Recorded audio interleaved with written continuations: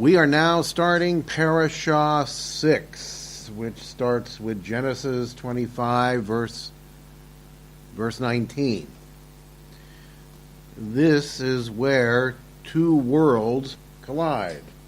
You have the spiritual world and you have the earthly world, all contained in the womb of Rebekah.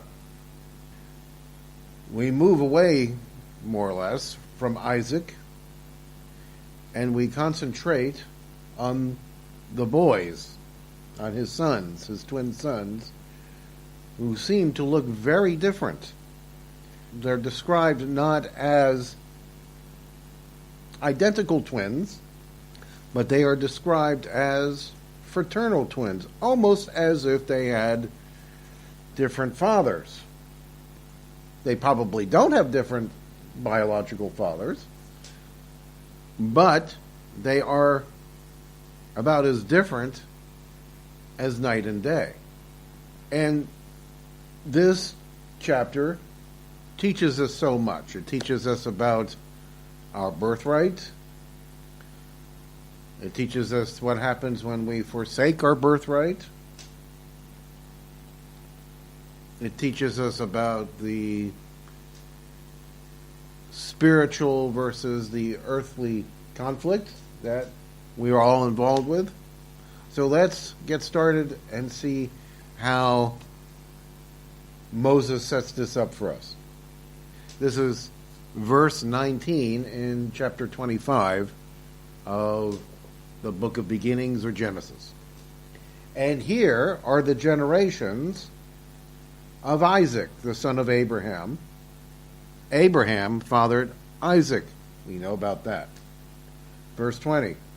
Isaac was 40 years old when he married Rebekah of Paddan Aram, who was the daughter of Bethuel, the Aramean, and the sister of Laban, the Aramean. Of course, Laban becomes very important later on. Hence, Moses tells us about him now, kind of as a heads up. Verse 21, and Isaac fervently prayed, there's how we should be praying, fervently prayed to Yahweh, interceding for his wife Rebekah, because she was barren. Here's another barren woman. Remember that Isaac's mother, Sarah, was a barren woman also. And this whole theme about these miracle births about barren women comes up constantly in both the Old Covenant and the New Covenant. Not only Sarah, but Rebekah, and we got Hannah, and then we've got John the Baptist's mother, and then we've got, of course, Mary,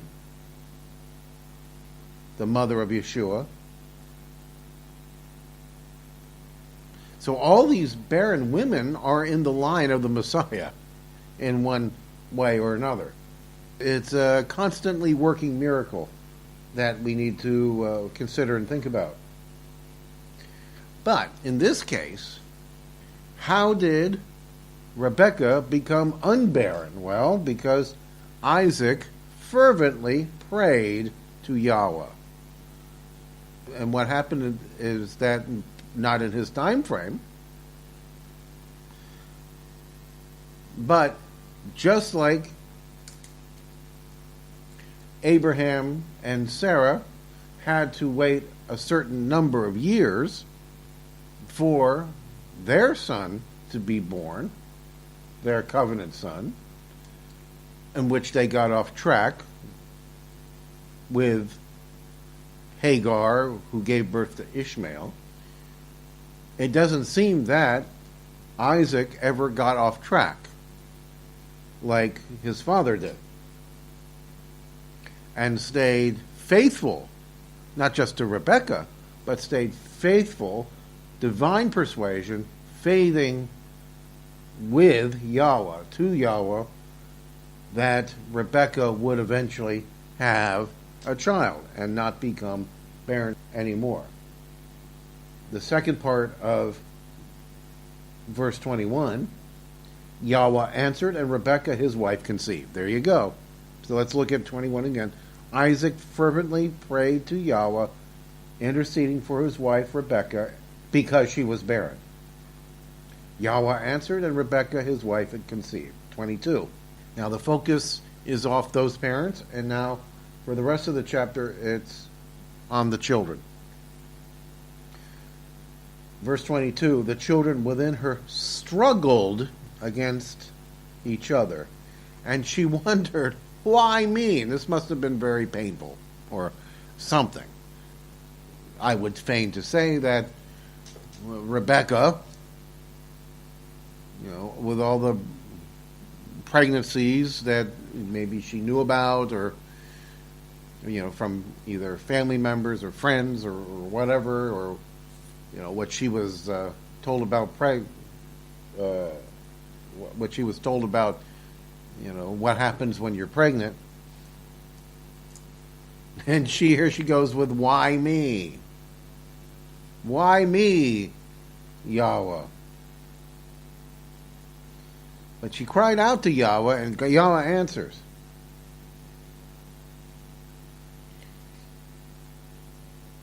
So she said, why me? Or she asked, why me? And she went to ask Yahweh. And Yahweh, in verse 23, prophesied, there are two nations in your womb, and two different cultures will be separated from your body.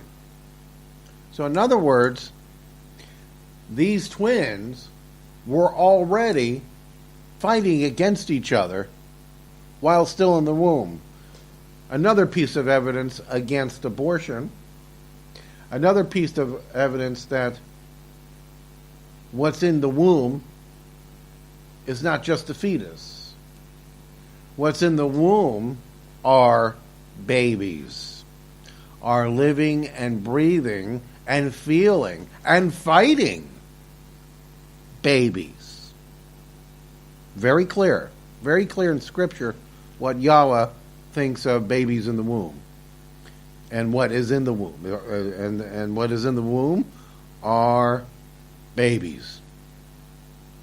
There are two nations in your womb and two different cultures. So it's like, what did I say earlier? I said, they're twins, a set of twins. Now, think of the twins, the twins, maybe you are a twin.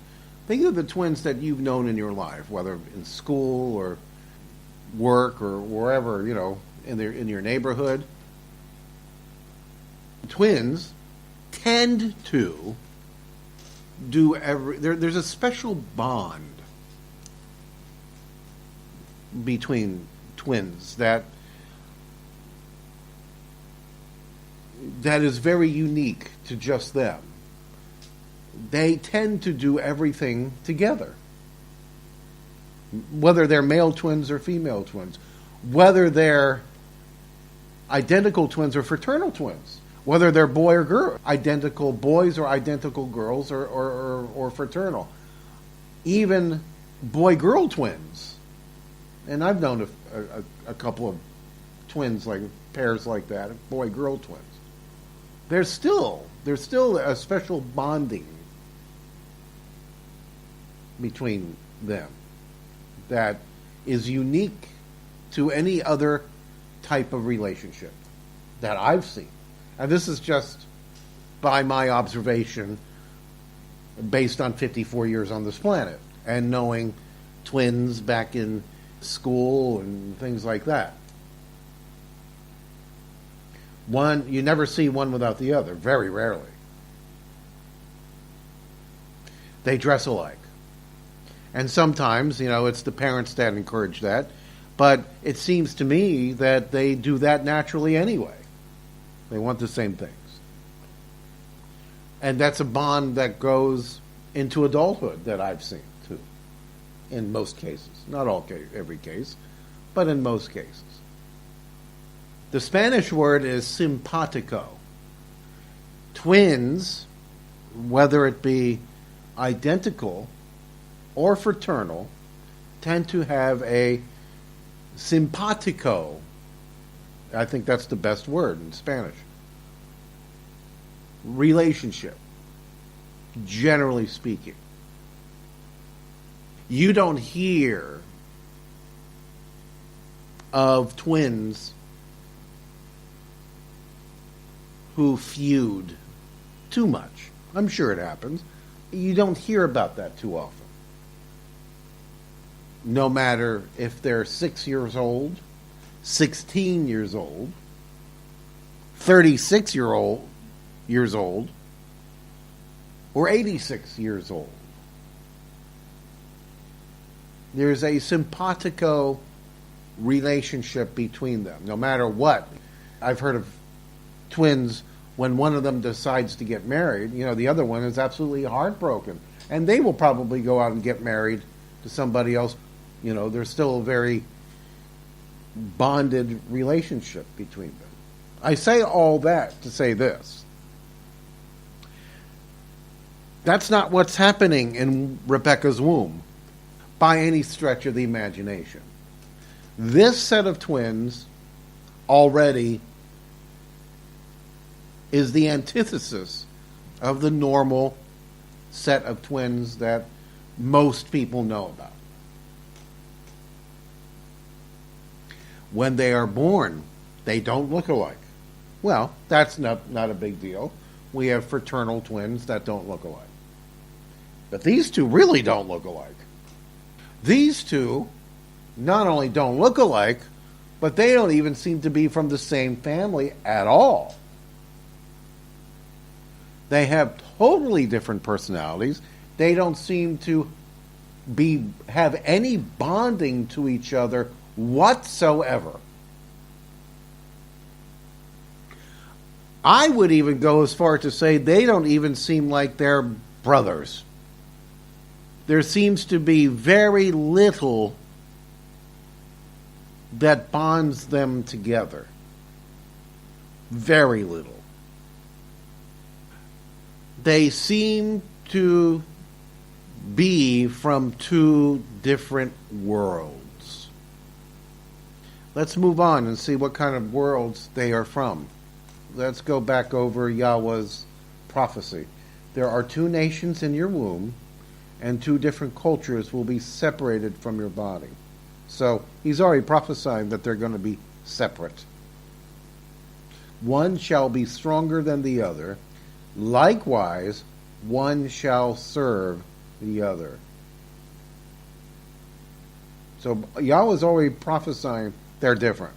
One's strong, one's not so strong.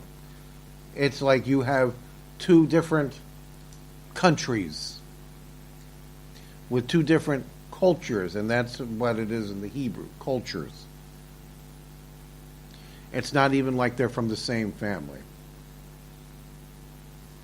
I would think that that's very hard for a mother to hear. I would think that if you've been told that you're going to have twins, you probably have this idealized thing in your mind that you will dress them up the same way, that you're going to get matching beds or bunk beds or something like this, and that they will have this special relationship for the rest of their lives. And here this mother is told, basically in so many words, they're going to hate each other. Maybe hate is a strong word. They're just not going to have anything to do with each other, as if they were strangers. That's probably better. As if they were total strangers. One has, let's see, how shall we put this? They don't understand each other. One says tomato, the other one says tomato.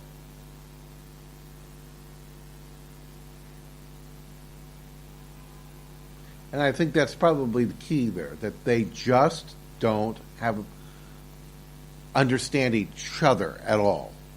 They're virtual strangers. Yahweh is basically saying, you're giving birth to two strangers.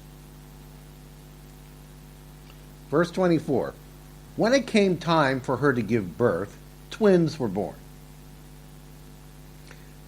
The first baby was red and hairy, as if he were wearing a coat of fur. And the other one doesn't have any hair on him at all. So there you go. One's red and furry, and the other one isn't. His name is Esau. Right after this, his brother grabbed a hold of Esau's heel. His name was Heel Catcher, or Jacob, or Yaakov. Now listen to this very carefully. Isaac was 60 years old when Rebekah gave birth to the twins. Now, how old was he when he married Rebekah? He was 40. So these boys were born 20 years after they were married. So how long did Isaac fervently pray to Yahweh? 20 years. Lest we forget that Isaac was born 25 years after Yahweh prophesied to Abraham that you will have a son. You will have a covenant son. And it's not going to be the one that you had with Hagar. 25 years. So we took 5 years off the waiting in this case. Now, what made things worse for these two different nations as they grew up? Well, one parent favored one and the other parent favored the other one. Let's take a look at 27. The boys grew, okay? So they were born and then all of a sudden they're adults. Esau was a man of the earth. So we have a red, hairy man of the earth. Who does that remind you of? Oh, let's see, Cain. Not that Cain was red and hairy, but he was a man of the earth. Remember what his offering to Yahweh was. It was a bunch of vegetables. When he knew full well that Yahweh expected a blood sacrifice as an offering for his sins, not a bunch of vegetables. Now, we're not saying that Esau is somehow biologically related to Cain, but in a spiritual sense, he certainly is. In a spiritual sense, he certainly is. So Esau was a man of the earth, a hunter of great skill. So he went out and he was kind of let's give credit where credit is due. He was kind of a man's man. He's a hunter. He's a great skill. Who else was called a hunter in the Bible? Well, let's see. Nimrod, a great hunter, a mighty warrior in the face of Yahweh. Now, how does Moses word his description of Jacob? Well, listen to this. Jacob was a righteous man, like who? Like Abel. If Esau is similar to Cain, then Jacob was similar to Abel, or Seth probably is better, and Abraham, of which he is, of course, in that line, both spiritually and, of course, biologically, as both of them biologically are. Jacob was a righteous man who lived in tents, just like his grandfather Abraham, and of course his father Isaac lived in tents. Remember, we're still talking about foreigners in the land that is not theirs, but will be theirs, will be their will belong to their descendants in a future generation. But it's not theirs yet, so they're living in tents. So they are temporary residents in a foreign land. This Jacob seems to understand, where Esau has no clue about this at all. Now, who loved who? In verse 28, we find out this. Isaac loved Esau because he ate what Esau hunted. So Isaac likes the man's man. Guy who goes out and kills his game, brings it back for it to be cooked, and his father likes that. Well, then we get this about Jacob. Rebekah loved Jacob. There's no reason given. Rebekah loved Jacob. If probably for no other reason, it's because Isaac was favoring Esau and probably fawned all over him, telling him how great he was, and totally left out Jacob out of any compliments. So Rebekah favored or loved Jacob. All right, verse 29. Now we're coming on to the part where sets everything in motion as far as they're concerned. While Jacob was cooking stew, Esau came in from the field. He was very hungry. Have you been? Yeah, I'm sure we've all been very hungry before. What we have to decide right now is that the offer that Jacob gives to his brother, was it premeditated? Or was it off the cuff? Was it an attempt at humor that he decided to take advantage of when his brother decided to take him literally? So this righteous man, whom Moses calls righteous here, how devious is this righteous man? And how empty-headed is this earthly man? That's what we have to decide. Well, let's find out. So let's go back and do 29 again. While Jacob was cooking stew, so Esau went out and killed the game, and Esau cooked it. Esau came in from the field. He was very hungry. And Esau said to Jacob, please, and in the Hebrew here, listen to how we word this in English from the Hebrew. Please let me gobble down some of that red stew. I'm starving. All right? So, he's famished. He's been out all day looking for things to hunt and kill, and he's hungry. Well, that makes sense. That makes total sense. There's nothing wrong with being hungry after a day at the office, so to speak. We have this whole theme here about being red. He was red and hairy when he was born. He's a red man. So what does he call the soup? It's a red soup, stew, filled with lentil beans and some other things that turn the stew red. So let me gobble down some of that red stew. I'm starving. And then Moses comments, this is how he got the nickname Edom. What does Edom mean? It means condiment.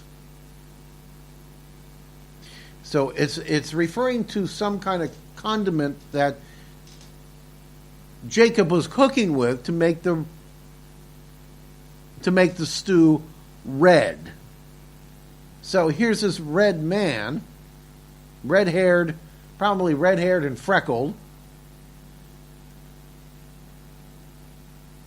man who's hungry, who asked for some red soup, and so his nickname is Edom. And Edom, and the future of Edom doesn't look too good from here on out. Here's why. Verse 31. Jacob says, sell me your birthright today, right now. So all he wants is some stew. And Jacob just tells us, just falls out of his mouth, sell me your birthright. So we have to decide, and it's not clear, but it's something that we need to think about. Has Jacob been trying to get his birthright? Remember, Isaac fathers the red one. So, at least to me, I think Jacob is jealous. Very jealous. And he knows that at the end of the day, he's going to be left with probably not much when his father dies. Everything's going to go to the favored son, Esau. And since he is technically the oldest, they're twins, but he's technically the oldest. He was the one born first in that culture. He would get everything, pretty much everything. Unless he can find some way to scam it from him. And we have to hand it to Jacob. He did find some way to scam it from him. Which doesn't say too much for the brain power of Esau. Not too bright. Not playing with a full deck. Let's see how this exchange goes here. It's a very short exchange. So he's hungry. Let me gobble down some of the red stew. I'm starving. Sell me your birthright today, right now. And Esau said, oh, I'm so hungry I could die. So what good is a birthright to me anyway?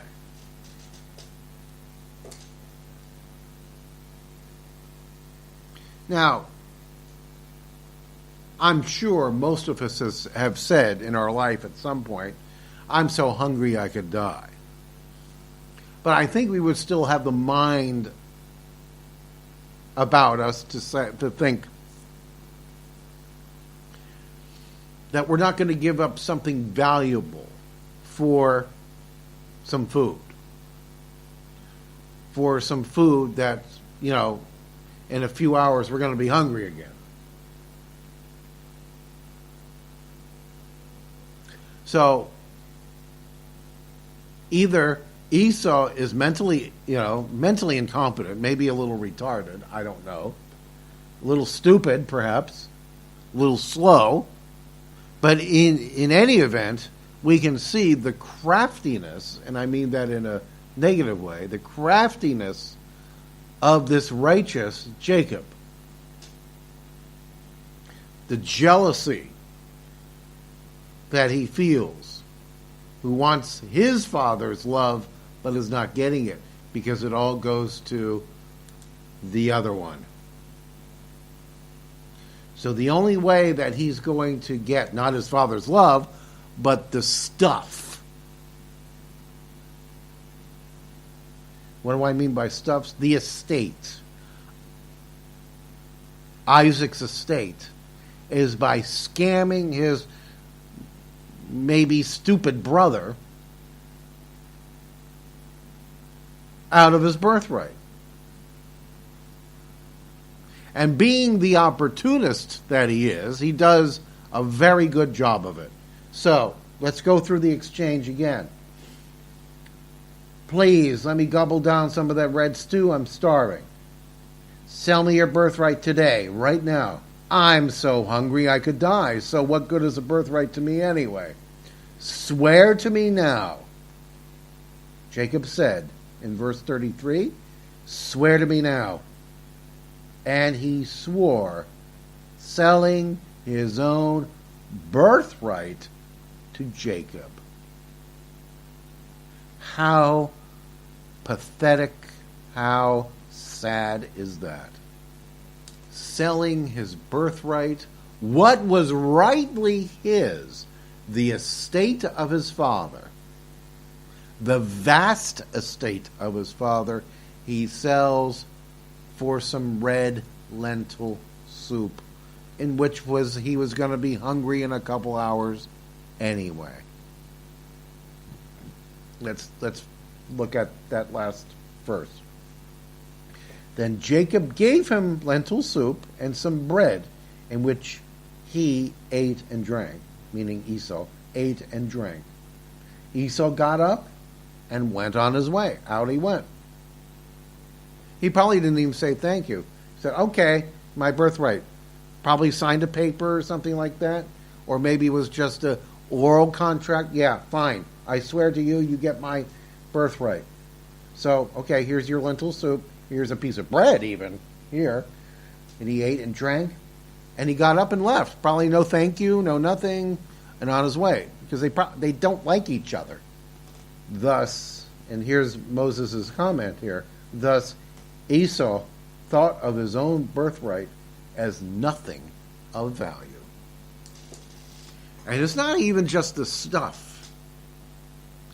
You know, the estate of Isaac's physical, earthly estate. But remember, this is a man of the earth. He cannot see spiritual things. Neither one of them are seeing spiritual things right now, because Jacob had to scam his brother out of the inheritance, out of the birthright. It makes us consider, and this is how we're going to end this today. It makes me consider, what have I given up for something perishable? What eternal thing have I despised, as I think the King James says, despised, in order to get something perishable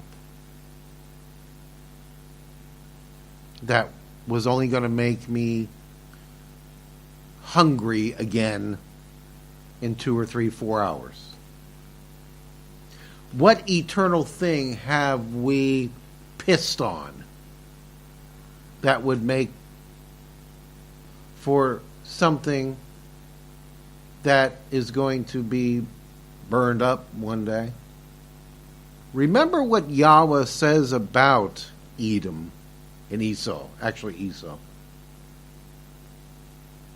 What does he say?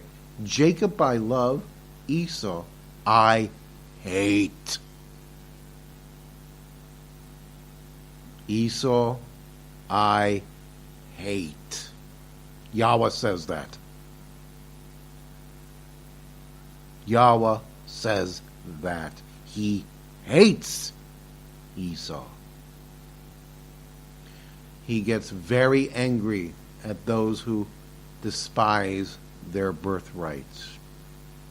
And as Christian people, we live too much on the earthly plane. We're living too much for a cup of coffee at Starbucks, for a bowl of soup. We should be paying attention to the spiritual. Yeah, people criticize, you're so spiritually minded, you're no earthly good. There's nothing wrong with that. I think this is quite evident what Yahweh prefers. He wants you spiritually minded. He doesn't want you centered on the earth. Think about what you have despised and what birthright you have given up.